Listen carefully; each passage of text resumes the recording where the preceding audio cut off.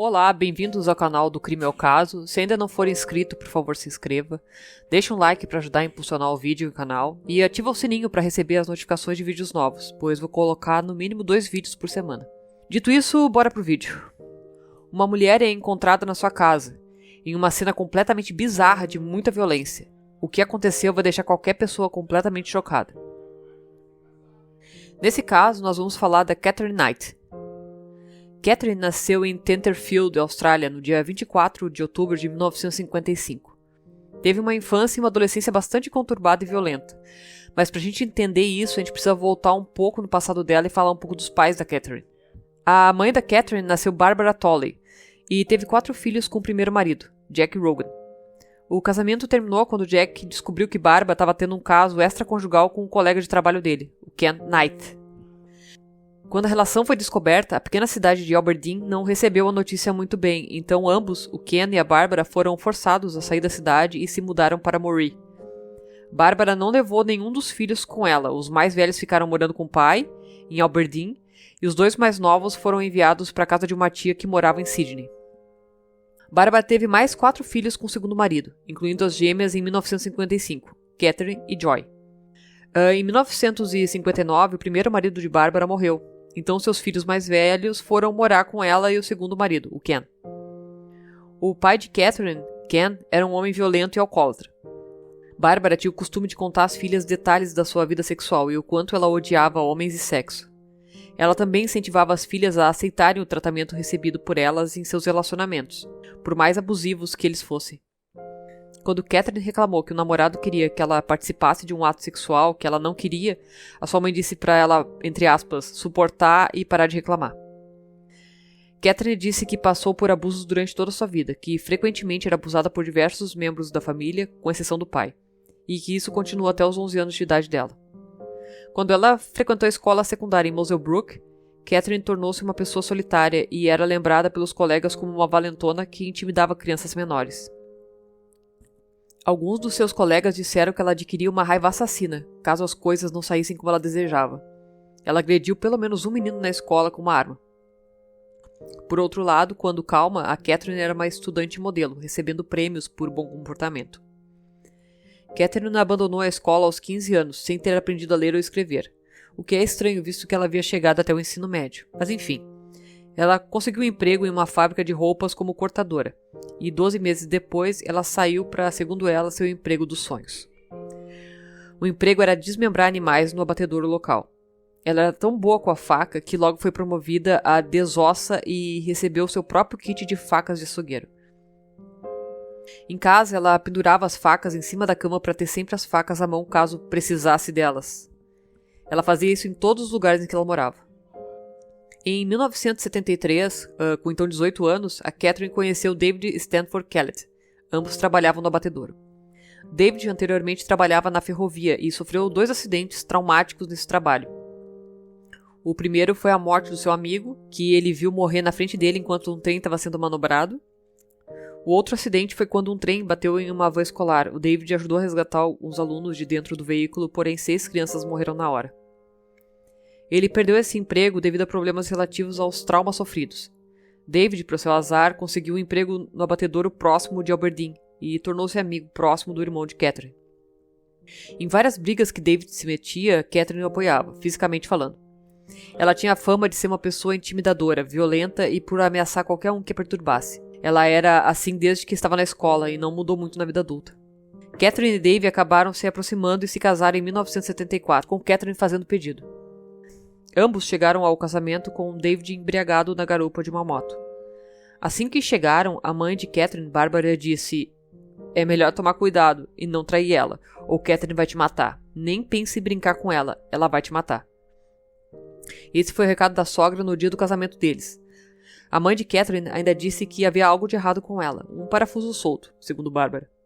Na noite de núpcias, Catherine tentou estrangular o David. Haviam dito para ela que o normal seria o casal ter mais de 4 relações na primeira noite, e David teve 3 relações com ela e pegou no sono. Ela ficou furiosa e tentou estrangular ele. O casamento de Catherine com David foi particularmente violento. Em um determinado momento, enquanto ela estava grávida, ela queimou todas as roupas e sapatos do David. Depois bateu na sua nuca com uma frigideira com tanta força que ele correu até a casa do vizinho antes de desmaiar. A polícia quis acusar a Catherine, mas ela mudou de seu comportamento e convenceu o David a retirar as acusações. Nesse caso, não sabemos porque David não abriu uma reclamação de violência doméstica. Talvez ele tenha ficado com vergonha por ter sido agredido pela própria esposa. Afinal, isso era 1976. Em maio de 76, logo após o nascimento de sua primeira filha, Melissa Ann, David mudou-se para Queensland. Provavelmente ele não suportava mais os abusos sofridos. No dia seguinte à saída de David, Catherine foi vista empurrando seu novo bebê em um carrinho pela rua principal, jogando o carrinho de um lado para o outro com bastante violência. As pessoas ficaram assustadas e chamaram as autoridades. Catherine foi internada no Hospital São Elmo, em Tamworth, onde foi diagnosticada com depressão pós-parto e passou várias semanas se recuperando. Depois de sair do hospital, Catherine andou com sua filha de 2 meses e a colocou em um trilho de trem.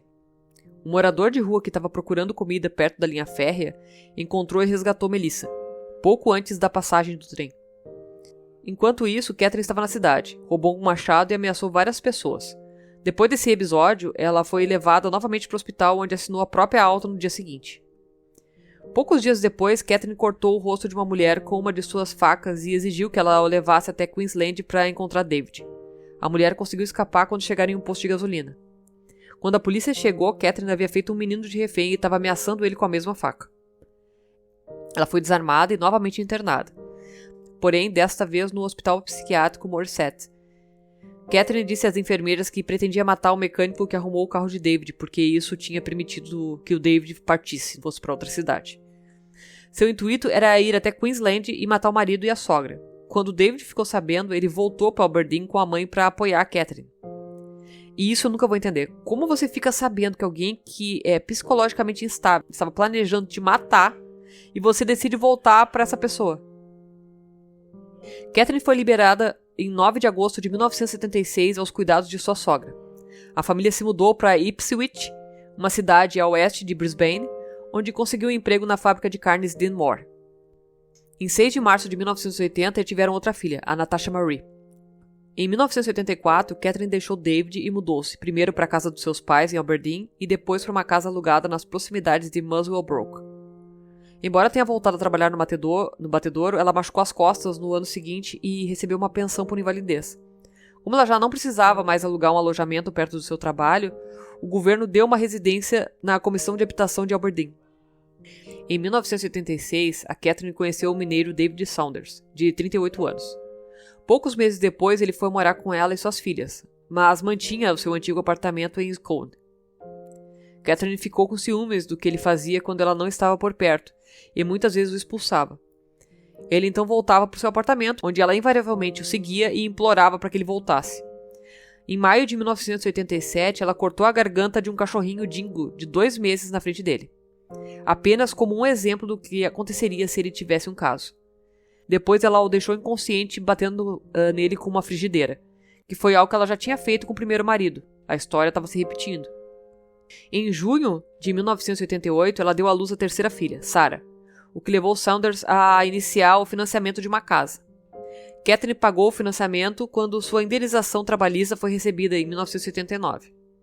A Catherine decorou toda a casa com peles de animais, caveiras, chifres, armadilhas enferrujadas para animais, jaquetas de couro, botas velhas, facões, ancinhos enforcados. Nenhum espaço, incluindo o teto, foi deixado descoberto. Depois de uma discussão em que ela bateu no rosto de Saunders com um ferro e esfaqueou ele no abdômen com uma tesoura, ele voltou para Scone. Quando mais tarde voltou para casa, em Aberdeen, descobriu que ela havia cortado todas as suas roupas. Saunders tirou uma longa licença de serviço e se escondeu. Catherine tentou encontrar ele, mas ninguém admitiu saber onde ele estava. Vários meses se passaram e Saunders voltou para ver sua filha. Ele descobriu que Catherine havia ido à polícia e dito que tinha medo dele. Eles emitiram para ela uma ordem de violência prendida contra ele ou uma ordem de restrição, como a gente conhece aqui no Brasil. Em 1991, Catherine engravidou do ex-colega de trabalho do matadouro, John Chillingworth, de 43 anos, e deu à luz no ano seguinte a um menino que se chamava Eric. O relacionamento deles durou 3 anos antes dela trocar por um homem com quem ela estava tendo um caso há muito tempo. Em 95, Catherine se mudou para a casa de John Price. John Charles Thomas Price nasceu no dia 4 de abril de 1955. Era pai de 3 filhos quando Catherine começou o caso com ele. John era agradável, generoso, gentil e sempre seria o primeiro a ajudar alguém que precisava, considerado um cara incrível e querido por todos que o conheciam. Seu primeiro casamento terminou em 1988. Enquanto sua filha de 2 anos permaneceu com sua ex-esposa, os 2 filhos mais velhos moravam com ele. Apesar de saber da reputação de Catherine, os filhos de John gostavam dela. John ganhava muito dinheiro trabalhando nas minas locais e, apesar de discussões violentas no início, a vida era um ramo de rosas, segundo ela. Em 1998, Catherine e John brigaram, porque ele estava se recusando a se casar com ela. Em retaliação, ela filmou itens que ele teria roubado do trabalho e enviou a fitas para o chefe dele. Embora os itens fossem kits médicos desatualizados que ele retirou do lixo da empresa, Price foi demitido do emprego que ocupou por 17 anos. Naquele mesmo dia, ele expulsou Catherine e ela voltou para sua casa enquanto a notícia do que ela havia feito se espalhava pela cidade. Alguns meses depois, John reiniciou o relacionamento. Agora ele se recusava a morar com ela. As brigas tornaram-se ainda mais frequentes. A maioria dos amigos de John não queria falar com ele enquanto ele estivesse se relacionando com a Catherine. Em fevereiro de 2000, uma série de ataques a John Price culminou com o Catherine o esfaqueando no peito. Finalmente farto, ele a expulsou de casa. No dia 29 de fevereiro, ele parou no Tribunal de Magistrados de Scone, a caminho do trabalho, e emitiu uma ordem de restrição na tentativa de manter Catherine longe dele e dos seus filhos. Naquela tarde, John Price disse a seus colegas de trabalho que se ele não fosse trabalhar no dia seguinte, seria porque Catherine o havia assassinado. Apesar de seus apelos para que Price não voltasse para casa, ele disse que precisava voltar porque ele tinha medo que a Catherine machucasse os filhos dele. Price chegou em casa e descobriu que a Catherine não estava em casa e que havia mandado os filhos dormir na casa de um amigo naquela noite. Ele então passou a noite com seus vizinhos antes de voltar para casa e ir dormir às 23 horas. Mais cedo naquele dia, Catherine comprou lingerie preta nova e filmou todos os seus filhos enquanto fazia comentários que desde então eram interpretados como um testamento grosseiro. Mais tarde, ela chegou na casa de John enquanto ele dormia e sentou-se assistindo televisão por alguns minutos, antes de tomar um banho. Ela então acordou Price e eles fizeram sexo, após o que ele adormeceu. Às 6 horas da manhã do dia seguinte, um vizinho ficou preocupado porque o carro do Price ainda estava na garagem. Quando ele não chegou ao trabalho, seu empregador enviou um trabalhador para ver o que havia de errado, pois isso não era comum. Tanto o vizinho quanto o trabalhador tentaram bater na janela do quarto de Price para acordá-lo, mas notaram sangue na porta da frente da casa e alertaram a polícia.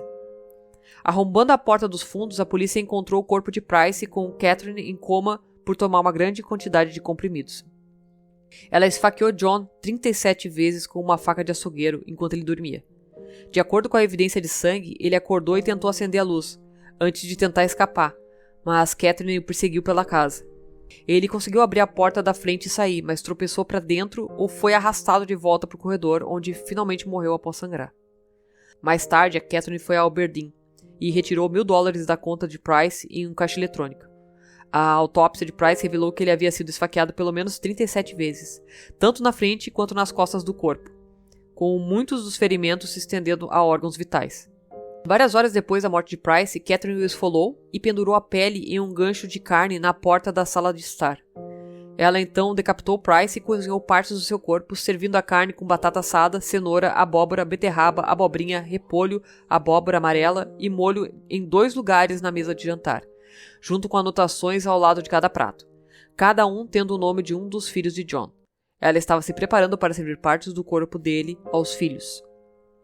Uma terceira refeição foi jogada no gramado dos fundos por razões desconhecidas, e especula-se que Catherine tentou comer, mas não conseguiu. Isso foi apresentado em apoio à sua afirmação de que ela não tem memória do crime. A cabeça de Price foi encontrada em uma panela de legumes. A panela ainda estava quente, entre 40 e 50 graus, indicando que o cozimento ocorreu no início da manhã. Algum tempo depois, Catherine arrumou o corpo com o braço esquerdo estendido sobre uma garrafa vazia de refrigerante de 1,25 litros e as pernas cruzadas. Isso foi alegado no tribunal como um ato que demonstra o desprezo de Catherine por John Price. Catherine havia deixado um bilhete manuscrito em cima de uma fotografia de Price, manchado de sangue e coberto com pequenos pedaços de carne. A nota dava a entender que John abusava da filha de Catherine, mas as acusações foram dadas como infundadas. Em 2 de março de 2001, a Catherine foi acusada de assassinar John Price, ao qual ela se declarou inocente. Ela queria um acordo onde se declarava culpada por homicídio culposo, onde não há intenção de matar. Mas essa oferta foi rejeitada. Por razões óbvias, ela teve todo o trabalho para matar, desmembrar e cozinhar o namorado. Isso mostrava a intenção desde o início. O seu julgamento foi inicialmente marcado para o dia 23 de julho de 2001, mas foi adiado devido à doença do seu advogado e foi fixado novamente no dia 15 de outubro de 2001. Quando o julgamento começou, o juiz Barry O'Keefe ofereceu aos 60 jurados a opção de serem dispensados devido à natureza das provas fotográficas. 5 pessoas aceitaram essa proposta. Quando a lista de testemunhas foi lida para os possíveis candidatos, várias outras pessoas do júri também decidiram. Após isso, o júri foi formado. Os advogados de Catherine falaram então com o juiz, que suspendeu o julgamento para o dia seguinte. Na manhã seguinte, a Catherine mudou sua declaração para culpada e o júri foi rejeitado. Foi então tornado público que o juiz O'Keefe havia sido avisado da mudança de fundamento no dia anterior. Ele adiou o julgamento e ordenou uma avaliação psiquiátrica durante a noite para determinar se a Catherine entendia as consequências de uma confissão de culpa e estava apta para fazer essa confissão.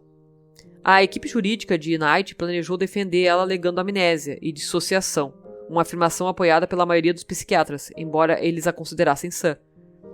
2 psiquiatras concluíram que Catherine sofria de transtorno de personalidade limítrofe, que é caracterizado por um padrão generalizado de instabilidade em relacionamentos, autoimagem, humor e comportamento, bem como hipersensibilidade à possibilidade de rejeição e abandono. Nenhuma razão foi dada para a confissão de culpa, e apesar de apresentá-la, Catherine ainda se recusou a aceitar a responsabilidade por suas ações.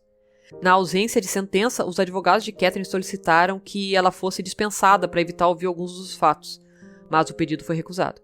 Quando Timothy Lyons tomou posição e descreveu o esfolamento e a decapitação, Catherine ficou histérica e teve que ser sedada. Em 8 de novembro, o juiz O'Keefe apontou que a natureza do crime e a falta de remorso de Catherine exigiam uma pena severa. Ele a sentenciou à prisão perpétua sem possibilidade condicional e ordenou que seus documentos fossem marcados como definitivamente para nunca mais serem liberados. A primeira vez que isso foi imposto a uma mulher na história australiana.